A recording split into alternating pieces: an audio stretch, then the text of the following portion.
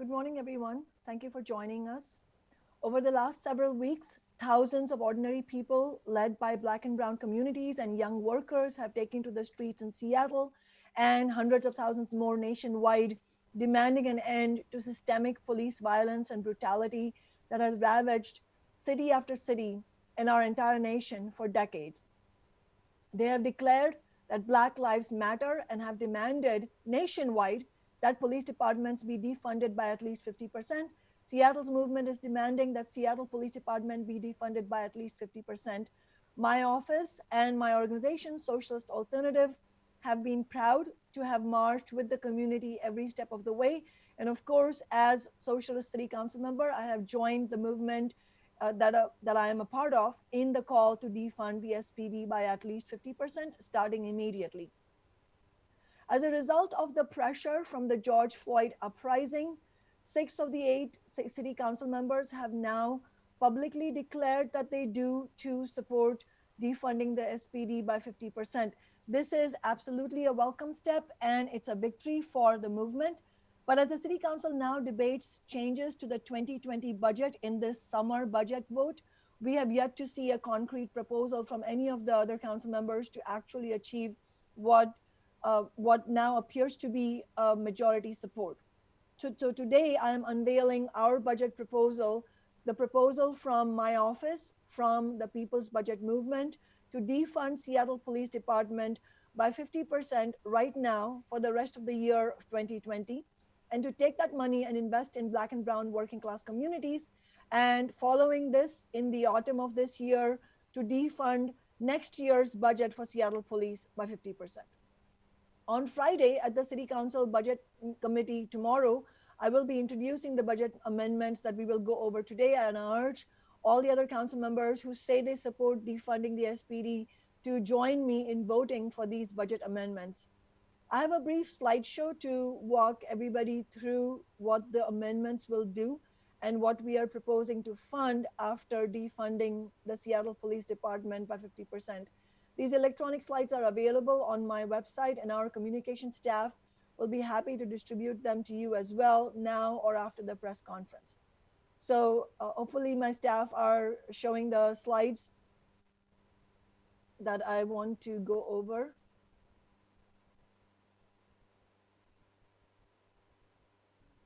So as the title slide shows, this is about our movement's demand that the remaining 2020 Seattle police budget be cut by 50% and invested in Black and Brown working class communities.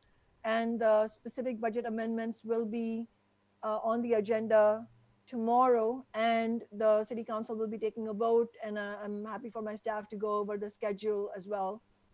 But as we can see, the background of the bloated Seattle Police Department budget, there is the budget for this year. If we can go to the next slide, the budget for this year as a whole was allocated to be $409 million for the whole of this year.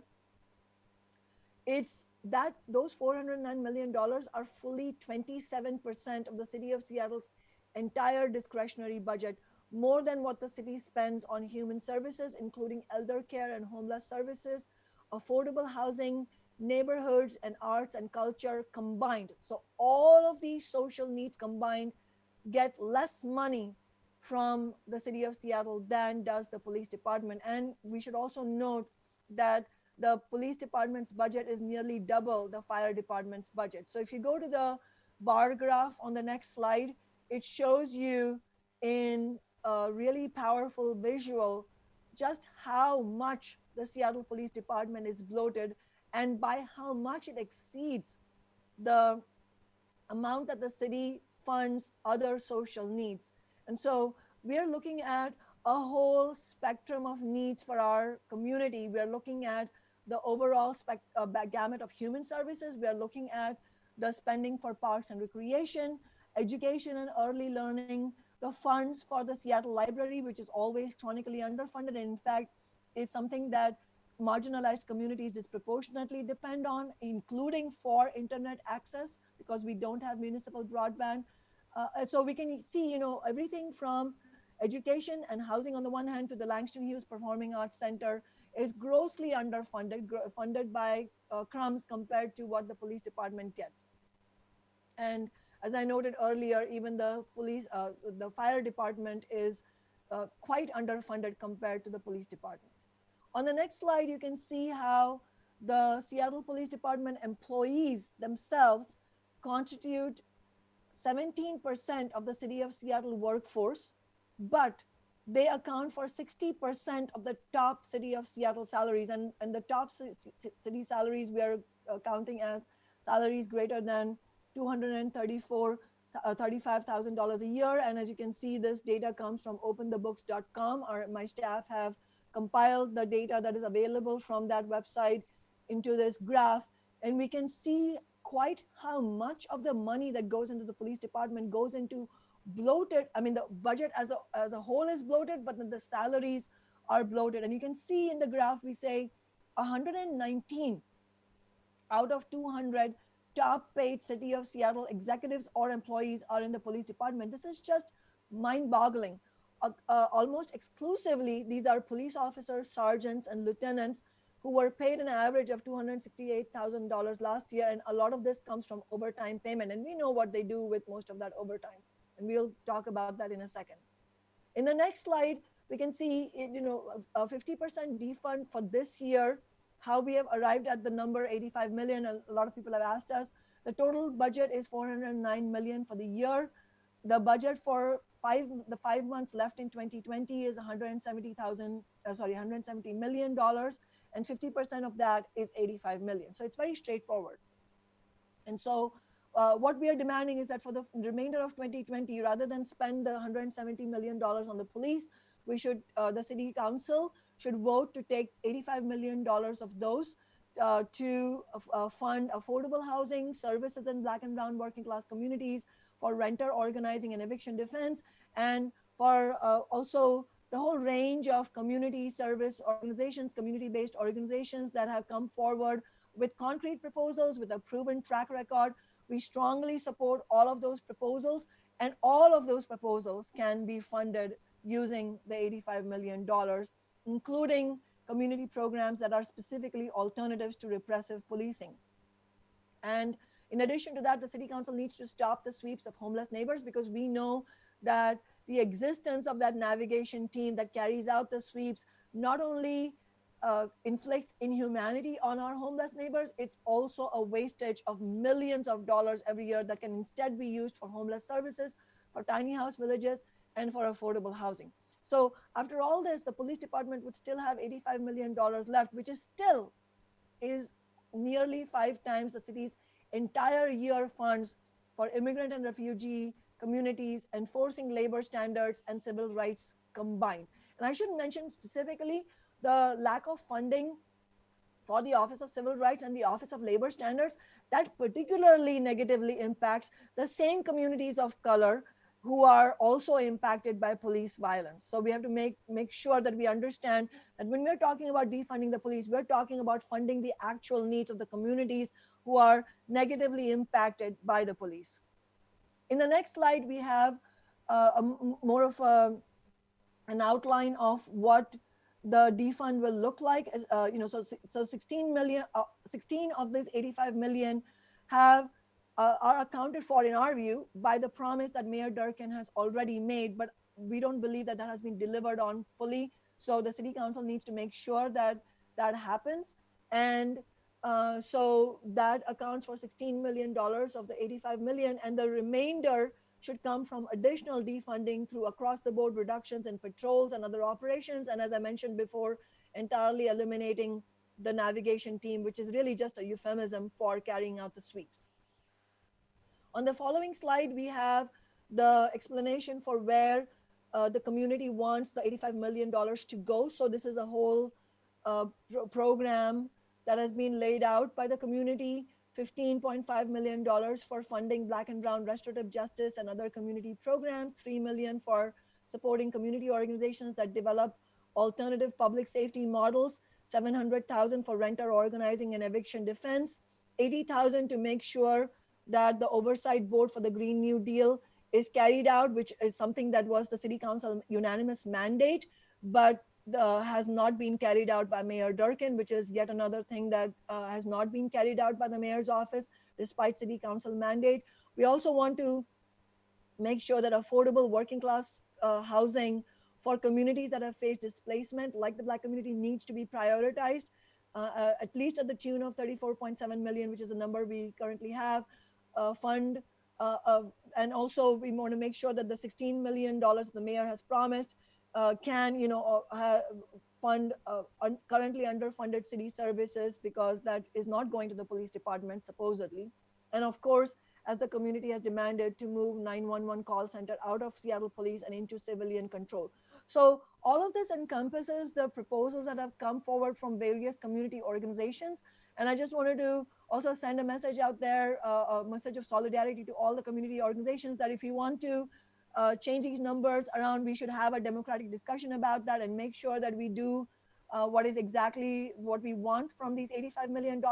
But what we should be steadfast and united on is demanding the $85 million, so that we are able to fund our community needs. And of course, as this slide shows, the next slide shows, we're going to need a movement to win this, because as always, we know that whatever we win will be a result of community organizing, working class organizing, multiracial working class movement, just like the George Floyd was, because that is the only way we will be able to overcome the opposition of the political establishment. And we have to be careful. We, of course, we as I said, we welcome the fact that 7 of the 9 council members, myself included, are promising that it will be 50% defund, but we need to make sure that promise translates into actions and remove the obstacles that they are in the way. And we showed resoundingly through the Amazon tax victory that when we have powerful solidarity in the grassroots, and we have progressive unions, community organizations, and working class people across racial differences uniting, we are able to win. And in fact, we would not have won the Amazon tax without the Black Lives Matter movement. And so the same strategy of building solidarity and building power in the grassroots can and will work. And we hope that we are able to continue that into the next 2 weeks to win as much as possible. So, and of course, the final slide shows the URL where people can get more information. And of course, as always, please feel free to just contact my staff directly. But I wanted to, before we turn to our community speakers, address some arguments we are hearing from the political establishment why this can't be done immediately, and why we can't cut SPD by 50%, and why we have to be thoughtful and take our time. So something we hear often is, as I said, is from council members, is that we have to be thoughtful, we have to take our time. We cannot move so quickly to cut. My response to that, honestly, is that that's a mind-boggling assertion. After years of documented police brutality directed at Black and brown communities, at poor people, and at our homeless neighbors, after 8 years of failed police reform while under federal oversight, during which the Seattle police killed with impunity 28 people, after the outrageous demonstration of the past 2 months of indiscriminate police violence against peaceful protesters, including nurses, legal observers, media, people in wheelchairs, children, after having voted wrongly to approve a racist police contract 2 years ago, after having voted again wrongly for hiring bonuses to attract police officers to the force, after all this, the city political establishment is way past the time to act. So this is not the time to wait, it's the time to act. When the political establishment wants to pass a massive corporate handout, they seem to have no trouble finding billions overnight, as we have seen at the state level with multiple massive Boeing handouts. When the city council wanted to overturn the 2018 Amazon tax, they did it with lightning speed, announcing and calling a repeal vote within just 24 hours notice. So to say that we need more time is an insult to the community that is demanding the defunding of the police now, after all these years and really decades of police violence. We're also hearing that budget changes will take time because the city council has to negotiate, the city has to negotiate any changes with Seattle Police Officers Guild, which could take months, at least 2 or 3 months. Well, this is simply not true. The city of Seattle has the absolute right to change the police department's budget. The city does have an obligation to bargain the impact of the budget cut with the Police Officers Guild, but the decision to defund belongs to the city alone, and there is no requirement that negotiations with the guild be a long, dragged out process. It need not take months. The city has many options. The city can institute SPD layoffs or furloughs, or they could offer transfers to other city positions. Goodness knows there are a lot of vacant city jobs because of Mayor Durkin's austerity budget cuts program, which has frozen jobs in departments throughout the city, including, as I mentioned, the Office of Labor Standards and the Office of Civil Rights.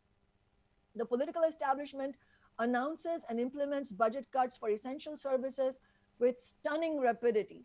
The King County Metro just announced 200 driver layoffs earlier this year, layoffs that will take effect immediately. King County Council, as far as I know, has not said this will take time. We need to negotiate with ATU 587. As a socialist and a teachers union member, I am completely opposed to attacks on public sector unions and public jobs. I am opposed to thrusting the burden of the recession on union workers and on communities that rely on the services. I am opposed to layoffs in the city. But that is exactly the point. The Democratic establishment has already carried out cuts without pausing to get union approval, and they are getting ready to carry out bigger and more brutal cuts as the economic crisis intensifies. What politicians will cut and won't cut is all about political will. When they are cutting vital services by laying workers off, they don't say it will take time, they say it needs to be done right now. Defunding the Seattle Police Department is not a budget cut to put the recession's burden on workers. It is about addressing gross injustices. Our movement says cut the police department by 50% right now. But as always, whether we win or whether we and how much we win depends on how strong our movement is compared to the political establishment. We also hear that the city doesn't know how much is left over in SPD budget, that the $85 million maybe a cut more than 50%, and how can you just make this assumption? Again, this is just really shocking to hear, and the question itself is an indictment of the police department leadership and Mayor Durkin. What sort of city department is unable to keep a basic accounting of its budget? What type of unaccountable department leadership bungles their budget so badly that they overspend when they have 5 months left in the year? They shouldn't, for instance, have spent $6.3 million in overtime in attacking justice for George Floyd protesters in just the first 12 days of the protest. And how much did they spend attacking the protests on just this past Saturday? We'd like to know. But the fact that they overspent their budgets paying police officers overtime to tear gas and blast ball hundreds of protesters and terrorize entire neighborhoods is no justification for escaping defund now. It's sort of like the man who kills his parents and then begs the court for mercy because he's an orphan. If SPD has less than $170 million over, then it means they have been spending beyond their authority and they will need to make do with less than $85 million for the rest of the year after we defund the department by 50%. And by the way, as I said, $85 million or even $80 million is a lot of money. It is nearly 5 times the city's entire year funds for immigrants and refugees, enforcing labor standards and civil rights combined. We've also heard from Chief Bass that mass SPD layoffs will protect white officers and harm people of color, police officers. This is simply not true. And this argument is cynical hostage taking, because it's essentially saying, if you make me do this, it will only hurt you more. Let's address the matter with facts and not with the fear mongering as Chief Best is doing. The city's Public Safety Civil Service Commission has a rule that guides department layoffs. It states that layoffs should be guided by seniority, but that the commission can make exceptions. Let me quote from Commission's Rule 15 so it's crystal clear.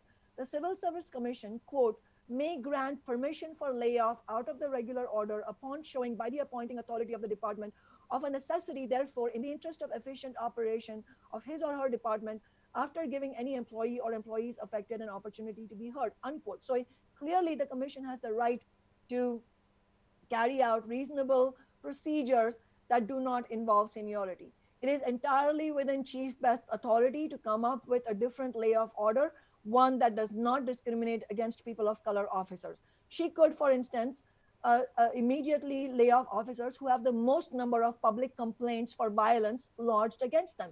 She would have to negotiate this with the guild, and I would sincerely hope that the guild would not hide behind white supremacist arguments to resist a more equitable layoff order and procedure. Finally, We hear that if there are fewer police, crime will go up. We're seeing people like SPOC President Mike Solon and Mayor Durkin cynically try to fearmonger and play into this idea that if we defund SPD, crime would somehow increase. If SPD is defunded, Solon told the City Council Budget Committee yesterday, quote unquote, crime would skyrocket. He provided no evidence because, in fact, there is no statistical evidence that this is true. The Washington Post did an analysis of what happened 5 years ago when New York City police engaged in a protest slowdown where they were less likely to respond to calls about minor issues, though they continue to investigate more serious crimes such as homicide, rape, and grand larceny. Quote, if more policing reduces crime, then we would expect less policing should lead to more crime, but in fact, we find the opposite.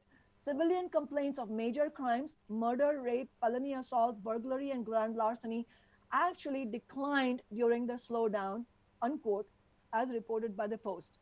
On the other hand, there are plenty of studies that have shown that the relationship between crime rates and economic inequality is quite strong, meaning the more unequal the society, the more the society is prone towards a lack of public safety. Now let's turn to our community members who have stood with, marched with, and helped lead and organize this tremendous movement. First, we have Reverend Robert Jeffrey Sr., Senior Pastor, New Hope Missionary Baptist Church. My office and Socialist Alternative has been proud to work with Reverend Jeffrey in the Amazon tax fight, especially as we won the allocation or dedication of $18 million a year, at least from the Amazon tax funds, to build affordable homes in the Central District for Black families displaced by racist gentrification. This was a tremendous breakthrough win, and the movement owes deep appreciation to Reverend Jeffrey, Reverend Ying, and other faith leaders and activists who advanced this demand and helped to win it and see it through. Thank you, and Reverend Jeffrey, welcome. It seems Reverend Jeffrey may still be getting on the call, so we will wait for him to join us. But in the meanwhile, I would like to welcome Sam Sumpter, who is Vice President and rank and file member of UAW 4121, the Union of Academic Student Employees and Postdocs at the University of Washington, and who is also a resident of Capitol Hill. They have experienced firsthand the shameful police brutality of recent weeks. Welcome, Sam. I'd like to start by quoting from our union's open letter from June 1st of this year. Quote, as a union of teachers and researchers, we fight injustice through our work, our collective bargaining, and our activism. We have joined with many other unions in centering our most vulnerable communities in this fight to take on policies that foster race and income inequality in education, housing, and healthcare. Law enforcement is tasked with securing an unjust economic and social order that disproportionately does violence against Black, brown, and low-wage communities. We call on lawmakers in Seattle to end all racist policies and practices that result in disproportionate incarceration, harassment, killings, and poverty, end quote. As a union, we know that being in solidarity with working people across the city means supporting the survival of working people. For Black, Indigenous, and other working people of color, the police have often been sources of violence and danger, not of safety. Cuts to the police budget will allow for reinvestments in Black and brown communities that can help create true community safety and well-being. As Kshama mentioned, Mayor Durkin keeps claiming that the collective bargaining process prevents the city from enacting critical transformations, whether it's through the budget or in reference to key measures to increase accountability when police are disciplined. As a union, we just don't buy that the mayor has no options. We know firsthand how management uses excuses like this when their real motive is to prop up an order that only benefits a few. It's not a matter of ability, it's a matter of will. And if the mayor were serious about getting something done, she would have brought in an independent accountability expert to help. We also see this problem in her commitment to austerity and cutting the jobs of essential workers in the middle of a pandemic, while refusing to reduce bloated police budgets that support violence against BIPOC communities, trans and queer communities, and homeless communities. We see it in her resistance to pass progressive revenue, which, as our letter stated, props up an unjust economic and social order that disproportionately does violence against Black, brown, and low-wage communities.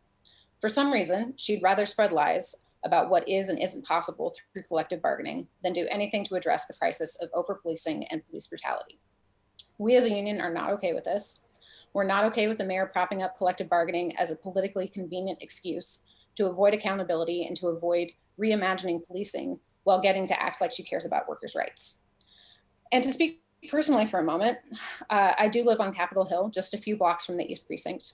So I also know from firsthand experience what the last few weeks of police backlash against protesters has been like. I've seen my neighborhood be filled with clouds of tear gas and smoke from explosives. Countless times, I've been woken up in the middle of the night by flashbangs and the sounds of protesters screaming as they ran from tear gas. And last weekend, I watched from my apartment, just right over there, as a protester detained by police went in and out of consciousness while receiving no medical attention for at least 10 minutes. These experiences are also nothing compared to what Black and Brown communities have been experiencing for years and years. This isn't community safety. This isn't community health. But this is what our budgets are currently prioritizing. Our budgets are currently prioritizing a social order that values protection of property over protection of life, over actual community well-being. That has to change. We must instead prioritize true community safety by investing in housing, community-run crisis intervention, violence prevention, and violence interruption. Those investments can and must begin immediately. Thank you.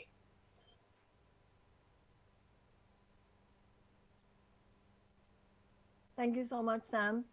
Before I invite our next speaker, I just wanted to share that some community members are saying that 50% of the remaining budget available to SPD is 108, sorry, the remaining available budget to the SPD is 188 million, and that 56%, sorry, 50% of that would be 96 million.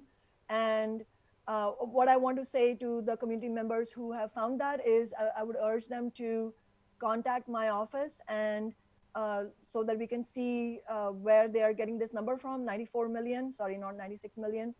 And I want to make sure that my commitment and the commitment of Socialist Alternative and the People's Budget Movement is crystal clear. Whatever the budget is supposed to be, that is 50% of this year, we are committed to that. So if this is more than $85 million, absolutely we are committed to fighting for more than $85 million. I want to make that crystal clear. I want to urge that we fight unitedly for the maximum that we could win. So if the maximum that we could win is 94 and not 85, absolutely we are going for it. I just wanted to clarify that. And now I would like to invite Bruce Jackson, who is a rank and file member of Seattle Education Association and is special education teacher at Akai Karuse Middle School in Southeast Seattle. He's a leader in Washington Ethnic Studies now and is a member of Social Equity Educators. Please welcome Bruce. Hi, like I said, my name's Bruce Jackson. I'm a Seattle rep, and I'm also a Washington State rep and NEA rep for our union. So as of the last rep assembly we had in June, we managed to do quite a few things and then follow through with them. We voted to remove police from Seattle Public Schools. We voted to remove the police from the King County Labor Council. We voted to defund the police and move those resources to education and social services. We voted to participate in a strike the last day of school in support of Black Lives Matter movement. We voted to donate over $4,200 to Black Lives Matter Seattle, Black Lives School Seattle Bail Fund, and Families of Color.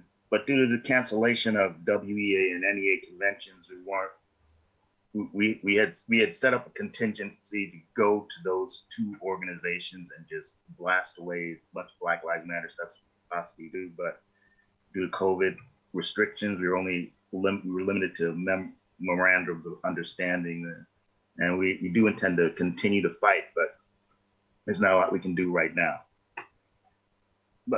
But the Seattle educators that I know have been on the front lines. I know of 6 personally who've been injured by police violence in the last 2 months.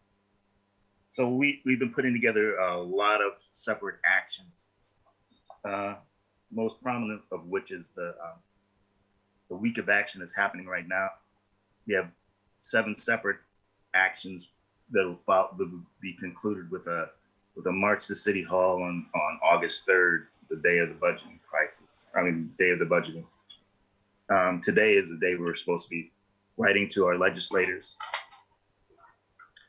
I'm one of the organizers of tomorrow's rally at Seattle Community, Rainier Beach Community Center. It's a student-led organization called Black Education Now, and at the rally we'll speak on 10 demands that the students from the NAACP Youth Coalition have come up with to improve public schools. We're going to follow that rally up with a car caravan to City Hall, where we will take those demands and introduce them to city council members who are voting on the budget on August 3rd. We're kind of determined at SEA to make a move right now, because if we don't make it now, it'll be too late. That's it. I fully agree with Brother Bruce. If we don't fight for what we need now, then it will be too late. And we have had a tremendous uprising nationwide, and we need to be able to translate that anger and the energy on the streets into concrete victories for our community. I would like to invite now B.A. Lacombe, who is a District 6 renter, a member of Socialist Alternative. B.A. has been active in the Justice for George Floyd protests and is one of the army of signature gatherers for our successful Tax Amazon campaign. Welcome, B.A. Hi, thanks, Kshama and Sam and Bruce. This has been great.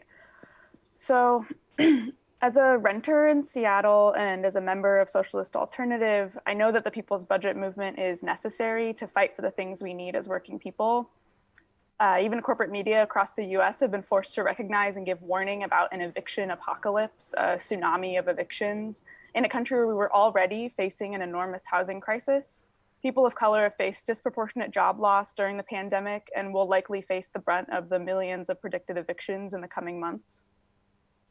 This is on top of the vicious racist gentrification that has been pushing Black and Brown communities out of the city. We stand with the movement calling to defund SPD by 50% in 2020. A 50% cut of the remaining operating budget means the $85 million that Kshama has mentioned redirected from brutalizing and repressing our communities and instead invested in the things that make our communities thrive. $85 million to go to Black and Brown working class communities and services means $36 million for affordable housing.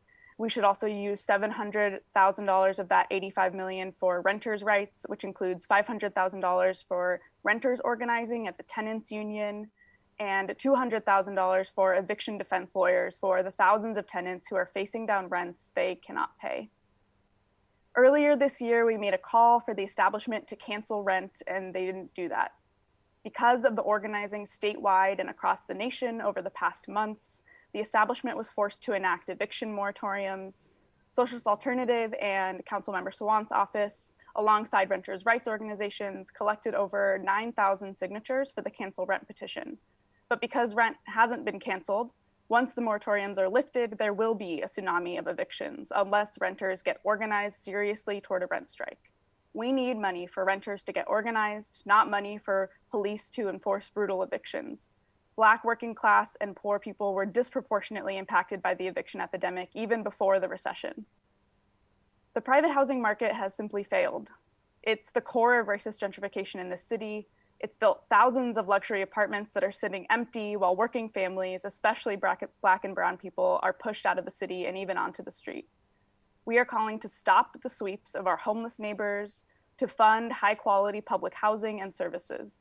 Sweeps are brutal and ineffective, and even the Center for Disease Control has said that the sweeps are likely to hasten the spread of COVID-19.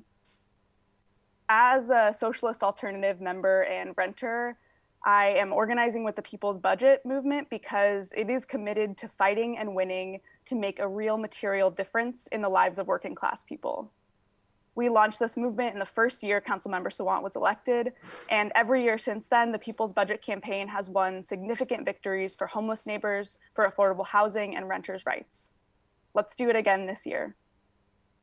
Austerity, business as usual budgets are being proposed all across the country. When working people are facing the most desperate situation, the most severe economic depression in 150 years, the political establishment is cutting programs. In Seattle, we can show that another world is possible. And it is that belief that another world is possible that drives me to be a fighting socialist. Capitalism is a police state. Fight for a socialist world. Thank you. Thank you, Bia, for those inspiring words. And now I would like to invite Reverend Jeffrey, who I think has been able to join the call. So welcome, Reverend Jeffrey. Thanks, Kshama. It's good to be here.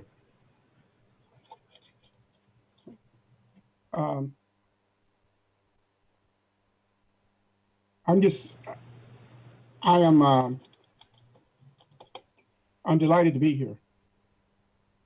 Can you hear me? Not sure I'm being heard. Yes, we can hear you. Okay, I'm sorry. This pandemic has forced the need for long needed changes in the police, especially. I've been in the city for over 30 years. I can't tell you the despair I've had in preaching funerals of people who've been killed by the police unjustly. The first funeral I preached when I came here was of a young man who was in a house, asleep on a couch with a television tuner in his hand. The police came in, he raised up, startled, and they killed him. I mean, I've seen young men killed at Safeways, at least 2. I've seen people shot for no reason whatsoever, unarmed people. I've never protested the killing of anybody who is armed. But my life has been filled with protests year after year after year after year, screaming in the streets, begging, pleading to whoever would listen, decrying what is just an untenable situation. This is a situation where people feel absolute terror. I myself have been stopped at least 50 times in this city. One night I was driving to my church. My church had been burned down and I was driving here just to go to my office. I was stopped on 21st and Jefferson. I was held around 12 o'clock at night by about 5 cars of police who laughed and joked while I sit in my car. I wanted to cry. I was so embarrassed and so humiliated.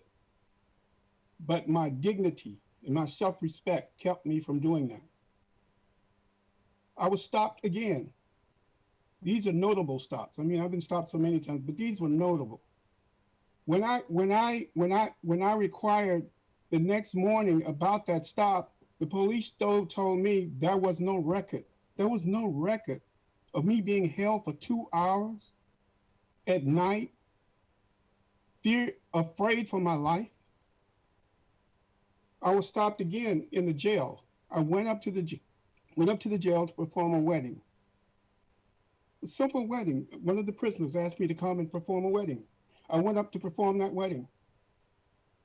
2 police armed with guns on their hips, guns on their legs, I mean heavily armed, came up to me, told me to stand. I was under arrest. I asked them, why am I being arrested? They could not give me a reason. They escorted me out of the waiting room into the hallway. I stood there for over an hour. Eventually, they let me go. I was in a protest march, a legitimate protest march on Jefferson, up by East Precinct. They had given us the permission to march. But as we marched, they kept throwing up barriers in front of us. Eventually, I kept going through the barriers, and eventually a tall policeman, about 6'5", stepped to the front of the line and hit me in the stomach with a billy club with all his force. For no reason. No reason. I got up to give the remarks. The only thing stopped him from hitting me again was women stood in front of him, in front of me, to protect me. I got up to give the speech. Another policeman grabbed my megaphone and told me to shut the hell up. This is America. This is not not supposed to be a totalitarian country. This is not supposed to be a country where people are afraid to get in their car and drive down the street. This is America. If this is what is going on, if we continue to do the same things that we've been doing in the past, we're going to have the same results. I'm in this struggle not for myself, but for my children, for my daughters, for my son, and for Black children all over the city who are not drug dealers, who are not gangbangers, who are decent children, who are trying to get an education, who are trying to live their lives out. Yes, we have a crime problem, but we have a crime problem for the most part because of poverty, because of desperation. But I'm not going to excuse that. I'm just going to say that there are children out here who are decent, who are respectable, who live in terror and fear of the police. I saw a young woman hit in the face with a fist, the fist of a police officer. And that young woman was made to apologize to the police officer for hitting her in the face with a fist, with his fist. She was unarmed, a high school girl. I've seen it all. If the police, the only defense they have is, you need us to protect you, I say, that's not a good defense, especially when you failed to do that for so many people for so many years. When you terrorized the community for so many years, that's not a defense. What we need from you is, what are you going to do differently? We need a plan. We need from you, how you're going to change your racist behavior. This is not acceptable. Living this way is not acceptable. Tolerating this abuse is not acceptable. This is not right. And we cannot condone this. Now, people can despise and they can disperse the defund movement. They can talk all kind of negative, well, what are we going to do without the police? Well, what are we going to do with a racist police force that fails to do its job? This pandemic has exposed so much, and it's sped up the clock on change that many in this country wanted to do incrementally over the next 100 years, I guess. I don't know, 250 years. I guess they just wanted to pass it down as long as they could pass it down, as long as it's not in my time, as long as I don't have to give up anything myself. Give it to my great-grandchildren. Give it to my great-grand. That's what your fathers did, and that's what your grandfathers did, and that's what your forefathers did. But it's time now for you to stand up, for the country to stand up right now. There is no more passing the buck. There is no more kicking the can down the road. This is the time for us to solve these problems. And to say there is no problem, to dare say in the face of the dead bodies and the abuse, it's not just the killings, it's the abuse of power. To dare say in this moment that there is no problem is an insult. It's an insult to all of the people who've been humiliated. I've been humiliated because I had a strong father, a strong grandfather, a grandfather who endured the humiliation of the Tulsa riots in 21. I had a strong father. I was able to maintain my dignity and self-respect in spite of this indignity. It's time for a change. And if the police department doesn't like the proposals coming from Councilwoman Sawant, give us alternative proposals, but things have to change. This cannot continue. Thank you. Thank you. Thank you for those words. Now we are going to turn to the media who is in attendance. And if you would like to ask a question, please either raise your hand in the app and you'll be called on in the order in which you raise your hand, or you can send a question to joseph.piha at seattle.gov. That's JOSEPH.PEHA. All right. So first we have a question from Lindsay Sheldon from Cairo 7. Lindsay, please go ahead. Hello, are you able to hear me? We can. Thank you. Councilmember Sawant, I wanted to ask you about the commercial that has been aired by the Seattle Police Officers Guild. They use your words at the beginning and end of it. I'm sure that you have heard of this. You did address the concern of higher crime rates that was mentioned in that commercial, but there are other things that are touched on. The narrator talks about longer 911 response times.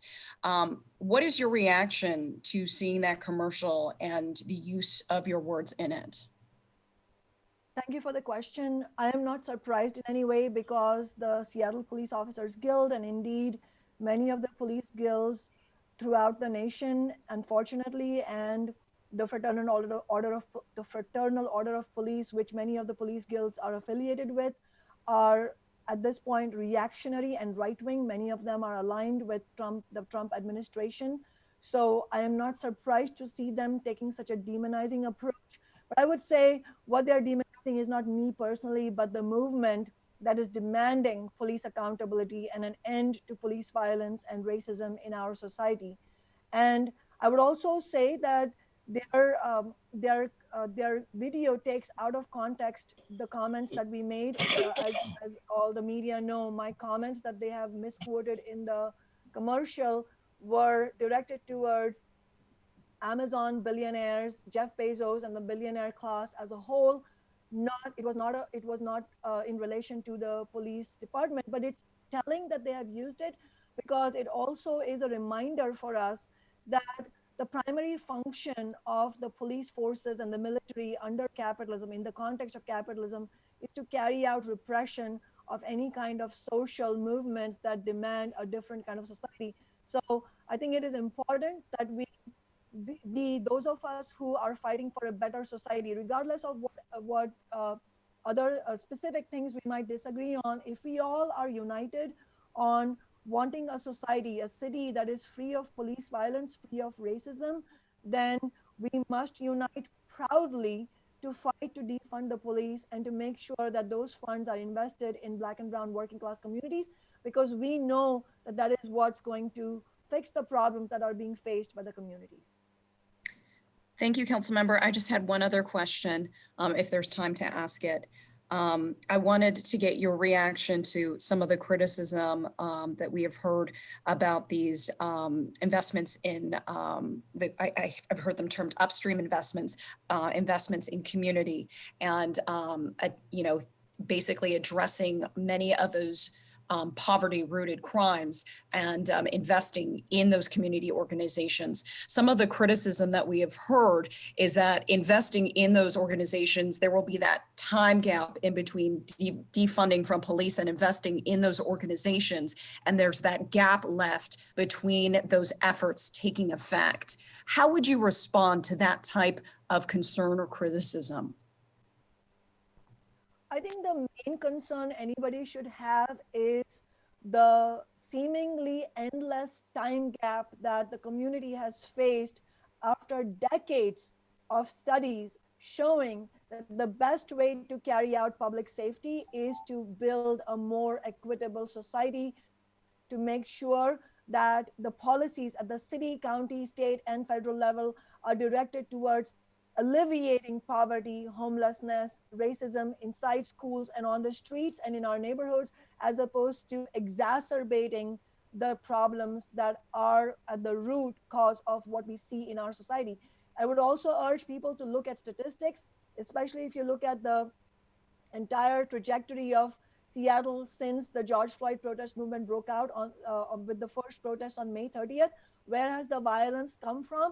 The violence has come from the Democratic establishment-led police department. The violence has not come from the protest movement. It has come from the tear gas, the blast balls, the flashbang grenades, the rubber bullets. And so many people not just have verbal accounts to testify to this, people have actual physical injuries. And I'm sure media have seen a number of social media reports on how these violent attacks have happened at the hands of the police. So I would say that if we are actually taking a scientific approach, an approach that is informed by data and analysis, then the most urgent thing that we need to do is to move these funds from the police department and towards addressing the problems in our society. So, for example, the reason that wealthy communities are safe is not because they have more policing. Actually, it's the exact opposite. They have very little policing.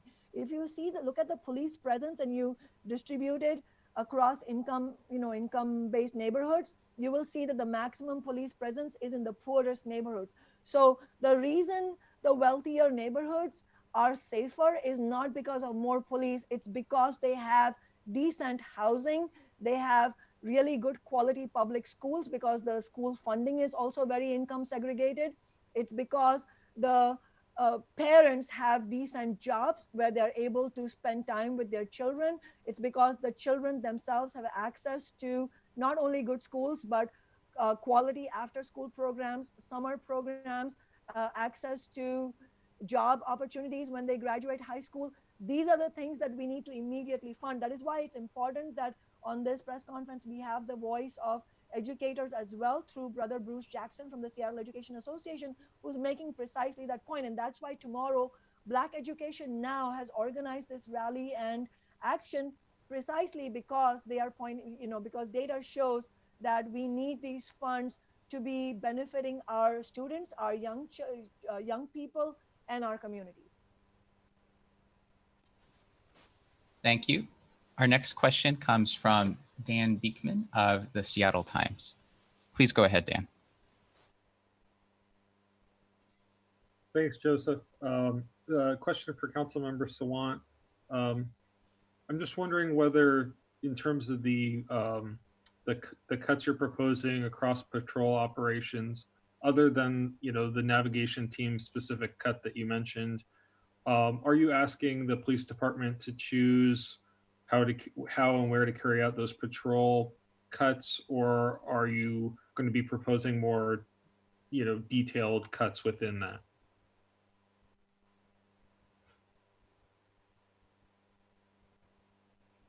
Thank you for that question, Dan. I can respond to that, but I wonder if Jonathan Rosenblum from my staff wants to have a response to that. Yes, Dan, that's a good question. And, the amendments we're making are not seeking to micromanage the SPD.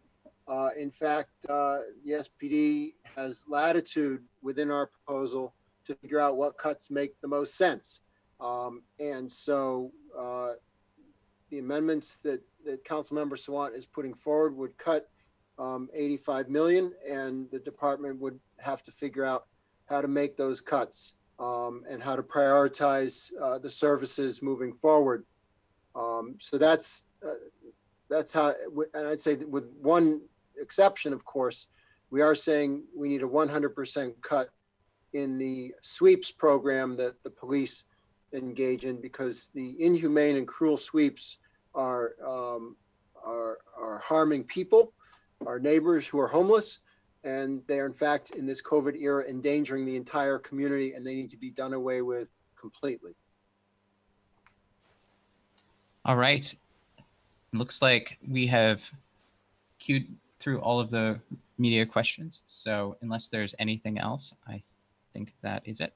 Councilmember Sawant, do you have any remarks? Yes, absolutely. Thank you, Joseph, for giving me the opportunity. Before the media leave, and I hope the media are still present, just wanted to clarify, as I said before, we are hearing from some community members that what's left over for the rest of the year's budget is $188 million in the police department. So 50% of that should be 94 million, and we should be fighting for 94 million. So as I said, my commitment 100% is to fight for defunding by at least 50%. So in that sense, I'm not, for me, it's a political question. Is the movement strong enough to win more than 85 million? And if we want to fight for 94 million, I'm absolutely there with you.